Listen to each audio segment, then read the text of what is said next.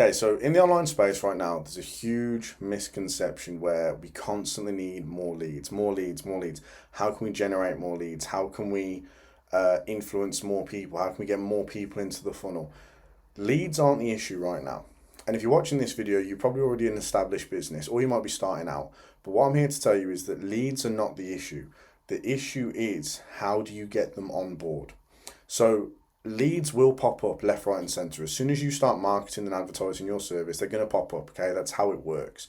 But what ends up happening is loads of leads slip through the net. You don't nurture them, you don't follow up with them, you don't give them resources. They don't have an initial reason to either get in contact with you or to follow up with the service. So within this video, what I'm going to do, I'm going to take you through what I would do within your business in order to make sure that we get mass amounts of leads, but then our qualifying rate is a lot higher than what it is right now, because that's the issue. You're not qualifying enough. And the bottom line is if you're not qualifying enough, you're not selling enough, therefore you're not earning enough money. All right. Now, obviously, within this, your niche, your service, your product, whatever it is, because this is universal, is going to then affect the pricing. The pricing is then going to affect the funnel and who you bring in. Because obviously, if you're charging high ticket, naturally, high ticket clients are rare.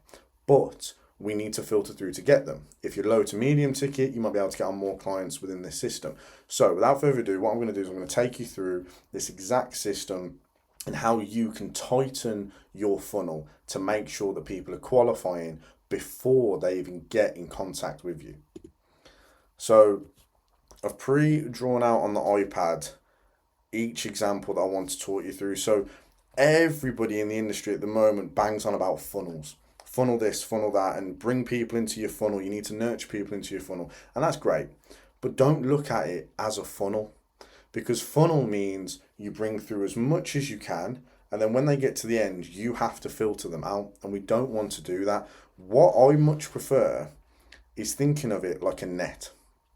So how can we tighten the net so that the fish don't slip through? Right? It's as simple as that. So if your net is wide, if your net isn't as detailed as others, they're going to slide through and you want to grip them. So first and foremost, let me take you back to funnel. Now within this example itself, I'm going to draw in black. Within this example itself, you've got mass amounts of leads coming into the entrance section here of the funnel. That's perfectly fine.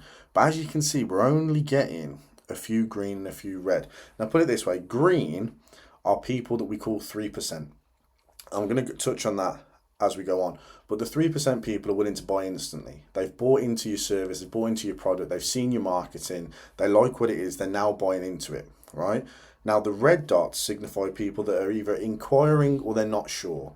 Now within this, obviously there's mass amounts of red dots and we can already see that within the drawing. It's not the best drawing, I give it, but yeah, within the drawing. So how do we then make sure that we can get mass amounts of green pushed through, or turn the red dots, the red leads, should I say, into green ones, so that when they enter the funnel system within this section, they go from red to green. So they're instantly buying into it. Therefore, the qualifying process becomes easier, the onboarding process becomes easier, you get money faster, your client gets the service or the product, and it's as simple as that. So I want you to visualize a net. Now, the reason I go for a net rather than a funnel is because, like I said, we can capture people. And if we can capture mass amounts into the net, we can then sell to them directly. So we want to get this net as tight as possible, so the least amount of leads slip through. And I'm going to take you through that within this video. All right. If you go fishing, yeah, and you've got mass amounts of holes in your net, you're going to catch FA. Do you know what I mean? So we want to make sure it's tight, it's dense. And the way we're going to do that is through 3 stages, and I'll call them contacts. So how are you going to tighten the net? Let me just bring that down a little bit. How are you going to tighten the net?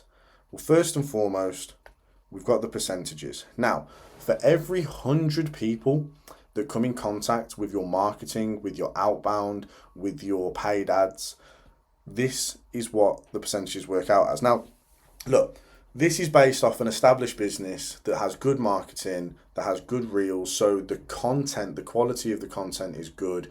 The service itself is good. You might have reviews and testimonials. You might be running paid ads. But basically, for every 100 that come into this system, this is how it works. You've got 3% that are willing to buy instantly. They've seen your service, they've seen your results, they know what you're about, they come across your page, they see it, they need it, they get it. Those 3% are perfect. They come once in a blue moon. So for every 100 people that we get into contact with, 3% of them should jump on board instantly if the marketing and whatnot is perfect, if you have the reviews, if you have the credibility. We'll touch on that in a later video. You've then got 17%. 17, they see it, but they're not quite hooked. They know what you're doing, they know what you're offering, and they're looking to shop around. So if they're shopping around, you have to give them the best initial contact with yourself possible. I'm going to take you through that. But the first initial contact is the most important thing. It's the DM, it's the Zoom call, it's the landing page they land on. It has to be perfect. And if it's not, you're going to miss out on mass amounts of leads. So we've gone through the 3%. They love it, they're into it, they buy it. The 17% we need to persuade. That's going to give us an overall of 20%. The other 80% are here to have a look, but we might captivate them later on if the, like we said once again, if the marketing, the content, the call to actions, the landing page, the website, everything else is built out. So we're looking to build credibility for the other 80%. We're looking to build trust and respect with them. That's fine. We're going to touch on that in a later video, but we're focusing now on this 17%. So how are we able to captivate this percentage of people to come in? So first contact, DM, cold outbound, a reel, a paid advertisement. So all 4 of these have to be the best. They have to specifically tap into the psychology of your niche and your target market. And the way you do that is you work out pain points. So you have to do mass amounts of what we call market research. So what are your competitors doing that are working? What are they doing that aren't working? What is the key component within your service that's going to captivate your audience? So basically, they have a problem, you solve it, and it's as simple as that. So how are we going to use word optimization, visual graphic designs, reels and videos to captivate them, to bring them in? And it depends on the business itself. So I'm going to try and go through 3 examples with you right now. So if you're a tradesman, so you're a brickie, a plasterer, electrician, whatever it is, well, you need everybody to know that you are the best. You have the least amount of problems, your reviews are the best, your pricing is the best, and everything is perfect within your service. So every job you go on, what's it called? Not catalog it. So every job that you go on, you want to either vlog it or take before and afters, but you need to have evidence.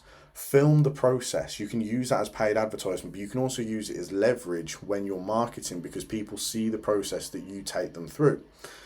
Then when you go to do the quote, wear your smartest clothes. Don't be turning up all tatty and worried about, oh, are your boots going to ruin the carpet and all that. Wear your smartest clothes, because first impressions count. When you're going through the service, have everything automated. So they get sent their quotes, they get sent their receipts, they get sent imagery, graphic design of what it's going to look like. So it's a top service. And then once the service is finished, send them a review request. So everything is automated. So what we want to do is we want to build out that infrastructure so you have an amazing reputation. So this 17% are easily swayed. So when it comes to the first contact with them, speed to lead is going to be your friend. You want, as soon as they have contacted you, you give them instant satisfaction, you get in touch with them, you get them booked in for a quote or a call or whatever it is. Now, if you're an online coach, a consultant, a mentor, something along those lines, everything's a lot more personal and one-to-one. So if you're doing outbound and communication with AI, people are going to pick up that it's robotic. You either need to do it yourself or get a setter, and the setter needs to talk the way that you do. But you, once again, when you're selling to them, you need to tap into personalized psychology. So what is their problem? Ask questions, build rapport. Okay. Now you've got other businesses such as drop shippers, and when you're selling a product. So what does that product do? How are you going to advertise that product? What problem does it solve for everybody? Does that make sense? And tap into that and utilize it as much as possible. That's the message that you're sending. So now we've covered the market, we're going into first contact. So when these people get in contact with you, what do? You need to give them instant satisfaction. Your landing page needs to give them constant reinforcement that your service will solve their problem. And you need to have evidence, because evidence builds trust. So the first contact, if you can give them that, trust is increased. We've then got the second contact. This could either be a follow-up, it could be an automation, they could be booked in for a Zoom call, whatever it is. The second contact has to be a little bit more, not necessarily casual, but a little bit more personal to them. So going off the first contact and the rapport that you've built with them, second contact then needs to be tapping into their specific problem. So how are you going to help them? If it's drop shipping, it's a little bit different, because obviously you want to constantly relay the message that your problem, that your service, your product solves for them.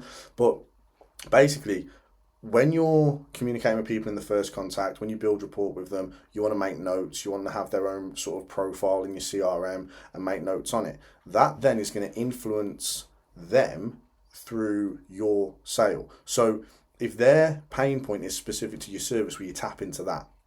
And then we overcome objection, etc., etc. But anyways, we're still focused on the 17%. So with the second contact, it's reinforcing the fact that they need this service. It could be an email, an SMS, a phone call, a Zoom call, whatever it is. You focus on them personally, and then you utilize their personal pain point as a way of influencing them onto the service. It's sales psychology, but I'll do a separate video on this. Then you've got the third contact. The third contact only really comes in when they need to think about it, or there was an objection that you couldn't overturn. If that happens, it's not a problem, because what it means is we can then nurture them. So if they don't automatically want to jump onto your service, what you can do as a third contact is add them into a nurture sequence. This could be through a community, Discord, school, Patreon, WhatsApp private group chat. But a community is good because you can build personal rapport with people. As long as you're updating it frequently, you're giving mass amounts of free information away and free resources, people are then likely to buy into you. They either can't do it themselves or they don't know how to do it, therefore they inquire again, and you've got more chance of getting them on board because they've seen the standard of the work within your community. Then you've got email, SMS, and DM. All of that can be automated. So what you can do is you can set up an email sequence. First and foremost, I'm going to touch on this in a minute, but ask them a question within the first email of the sequence. If they then reply to it, you know they are a high value lead because they're more likely to come on board because they've taken the time to reply. It also means that the email hasn't been wasted and that they're actually getting in contact with you, so you know that their email is legit. Now, emails, SMS, and DMs, do not just send a normal email with words, right? It sounds like ridiculous, but you want to send a graphic design, something that's going to replicate your landing page or your website so that your brand identity is within one. And what that's going to allow you to do is increase the standard of your marketing, therefore portraying that your service is at a top level. Once again, it doesn't matter what industry you're in, it doesn't matter what business. If your email, SMS, and your DM sequence is perfect, it looks good, you're using the right terminology, the word optimization is top notch, and you're tapping into psychological pain points, once again, you're turning that 17% into the 3%, and you're then going to increase the likelihood of them signing on board. Then we got content. So I don't mean content in terms of marketing. I mean content that could actually help that individual person. So if you have setters on board, get an Excel spreadsheet or get a CRM, go high level, and set tasks on certain days. So when you know an informational video is going out, you can send that content to them, exactly the same as what I will be doing with this video. So with this video, for anybody that was struggling with lead processing or qualifying leads or getting a high quality of leads, I can send them this video, or I could clip it down and send them clips of it. Now, the last one is a free resource. Some people call it a lead magnet, so we'll go for that. Lead magnet. Now, basically, what that means is you give them a very small snippet of information to help them and their business. If they take it on board, perfect. If they can't do it, they might ask for help. But you're giving free resources, so it's increasing the value of who you are as well as your service. So if you're willing to give this standard of free resource away, oh my God, what is your service like? Okay, but as well as that, it keeps you in contact with people and it keeps you tapping into their pain points. So you might create a free resource. For example, if you're a marketer, you might do a 30-day content calendar. If you're a SaaS agency, you might do a workflow layout or an automation layout. If you're a brickie or a tradesman, you might give a free resource based off of a past job that you've got. Oh, I just want to show you this that we've done. Or it might be what to look out for when buying into a tradesman. Whatever it is, it has to be around your service that you're offering. It has to be a small snippet of it, or it has to be something where you're giving them a small snippet away. Not necessarily talking about your free service, but helping them within their business through a small part of your service. Make sense? Now, all of this can seem quite a lot, especially when you're doing the DMs, you're sending them content, you're trying to tap into pain points, you're trying to build a profile on each person so that you can learn about them, you can set yourself tasks and all the rest of it. It can seem like a lot. It's not. Because the beauty of it is, you don't have to do it yourself. And I actually recommend that you don't do it yourself because it's going to take up 90% of your time. And the bottom line is you want to spend the majority of your time on your service and let everything else run in the background. So once again, for established businesses, if you've got your content scheduled, sorted, you've got all your graphic designs, you've got an email list, you've got people that you can tap into, you can now automate everything. And it's as simple as this.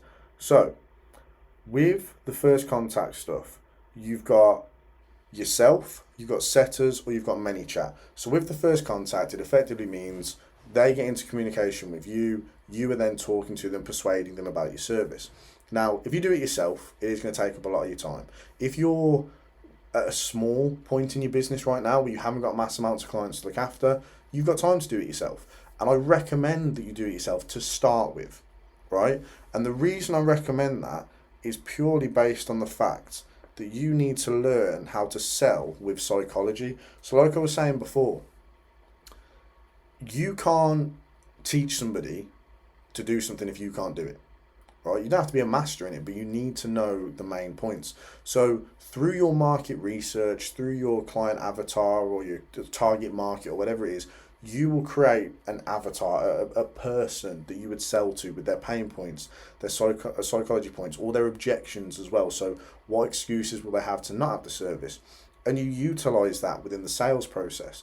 And it doesn't matter whether it's a DM, whether it's email, whether it's a phone call, whether it's a Zoom call, you need to utilize the psychology to be able to manipulate. Now, manipulate sounds like a negative word. Persuade's probably better, but when you're looking at psychology, it's more manipulation because you're tapping into an emotional point where you can then sell to them. So when you're doing it yourself, it's going to be a key point to make notes of what worked, what didn't. Did you try this type of script? Did you try that type of script? And when I say script, I don't mean a copy and paste message. I mean a tactical way of persuading. So if they have this objection, you can overrun it with this. If they have this pain point, you can tap into it with this. Use it as guidelines, not as a script, because a script will end up killing you. Trust me, because people will know it's a script. And the way that the online world is now, they know a script a mile off, they know a sales pitch a mile off. Now, you've also got the option, so we've done yourself, you've also got an option of a setter. Now, only bring a setter on board if you can thoroughly teach them, and you need to set up a system for this as well. So a setter will send X amount of outbound, will deal with X amount of inbound, will engage on post. You can tell them exactly what you want them to do, and you can even have them on a flat rate or a commission basis depending on your service and the price range. Now, your setter needs to be as good, if not better than you, because otherwise do it yourself. If you're doing it to save time, it's a little bit different. But if you're doing it because you haven't got the knowledge around it, learn. Don't go and hire a setter. Okay? Now, you need to teach this person inside out about your business. The objections, the pain points, the client market, the target market, etc., and really deep dive into it in terms of teaching them about the psychological cues, teaching them about the script/guidelines, because they are going to represent your business. So if they jump on and there's mass amounts of people slipping through the net, that's your problem, not the setters, because you didn't teach them right. Now, you have got ManyChat as well, which ManyChat, within my experience, is brilliant if you have an influencer style brand. If your personal brand is massive, you've got 10k plus followers, your engagement, your views, your story views. If everything's huge, you can introduce ManyChat, because then you can do call to action and trigger words. So once again, somebody's interested, they comment or they DM you with a certain word, the trigger then kicks in, ManyChat come in, and they then offer a link or they communicate with the client. Now, ManyChat is not AI driven. There is a process of it now where it is turning that way, but it won't talk for you. It will send out a script based off of what you tell it to do. So if they message you saying info and then you tell it to send a link, it will send a link. If they message info and you tell it to say a certain sentence, it will send that sentence. It won't adapt it depending on the person. So bear that in mind. What you might want to do is have a setter on board or an inbound setter that uses ManyChat. So they message or they comment info, ManyChat kicks in and sends the link. The setter then deals with them as soon as they come into the link. All right, there is a way around it, but first contact, speed to lead. As soon as the person gets in contact with you, you want to be able to message them instantly, because there's been a thought process within themselves where they thought, I need this. Tap into that. It's like if you go shopping, yeah. If you're on Amazon or Nike or JD or whatever, you might think, oh yeah, I could do with that. And then if you spend about 10 to 30 minutes thinking about it, the likelihood is you won't buy it. But if you thought, actually, I could do that, that's quite nice. And then somebody contacted you and was like, yeah, you do, you'd look sick in that, buy it. You go, okay. And you'd buy it because it's speed to lead. It's that instant gratitude. So that is stage one. Now, you can also introduce automation and workflows, which I'm going to touch on now. So, automation and workflows is a way of nurturing leads. So this is second contact style stuff, potentially third contact as well, but you're only doing third contact if they're quite a dry lead. But with the automation and workflow, the number one platform I recommend is Go High Level. The reason I recommend Go High Level is because it's so versatile to many different businesses and it's relatively easy to set up. They've integrated AI into it, so you can now have your own AI assistant, if you like, that will work through it. Obviously, you have to program it and use prompts, but that is an option you've got. But one of the easiest things for you to do within Go High Level is set triggers. So I'm going to go through those with you right now. Now, with triggers, it means they comment a certain word, they fill out a form, they do a questionnaire, they book a call in, whatever it is. It might, like, so they book an appointment, they pay. That is a trigger. The trigger will then activate the workflow. So we'll activate this sequence to kick in. Okay. You can also set it up so it's a yes, no answer. So if you've got an automation that you're asking a question, if you've got a workflow that you're asking a question, they can respond yes or no. And the AI will pick up whether it was a positive or a negative response. And then the automation will branch out into different areas. So if they said yes, they go to this. If they say no, they go to this. And then you try and reroute them back in. But automation and workflows can work within your business and they can work within the background. If they work within your business, you can nurture clients in terms of they booked a call, you send them an email, then you send them a free resource a day later, then you send them a reminder email and a reminder text about the Zoom call, so the likelihood of them attending is a lot higher.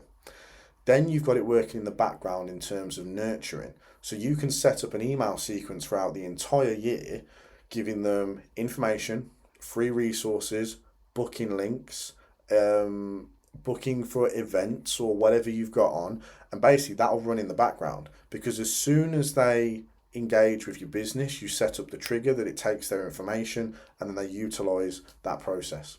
All right. Now, the reason I'm going through this entire video, just to conclude everything, is that leads are not your problem. It's how you're dealing with the leads. So my recommendation is get yourself onto Go High Level. Book yourself in for a Zoom call with myself and I will take you through everything from A to Z totally free.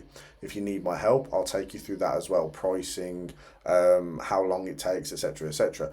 But the bottom line is, if you get yourself onto this software system, and I'll put a link below, but if you get yourself into this software system, you can build out every structure for your business. which means that you can focus on getting mass amounts of leads in, because when the lead is then activated into the automation or the workflow, it will then do all the work for you. All right. So look, I'm not saying that once you've got Go High Level, your business is going to expand and grow and be the best thing ever. There's strategy that's involved with it. And you have to realize that there isn't one AI system, one software system, one marketing system that's just going to cover everything and work for you. You have to work within it. So when you do this, track all the data, track the analytics, track the click rate, track all the views and everything, and get it on a spreadsheet, because then you're going to work out where your automation or workflow is going wrong, what you need to work on. It's the same structure with paid advertisement, which you can set up into a workflow as well. But basically, you want to have it so that your system is bulletproof. And if it's not, you need to work out why. Because if it's not, and you have mass amounts of leads slipping through the net, you've got a problem. And it doesn't matter what you set up in terms of automation and workflow. So once again, to conclude this video, if you're an established business, you've got a good marketing background, you've got good reviews and testimonials, you're looking to scale and expand, you're getting mass amounts of leads in, but they're slipping through, book yourself in for a Zoom call with myself. You can use the link in the bio, or go and follow me on Instagram and come and engage with me over there, or just comment below. Drop a comment, I'll reply to everybody, we can have a chat, and I can make sure that you stop mass amounts of leads slipping through your net.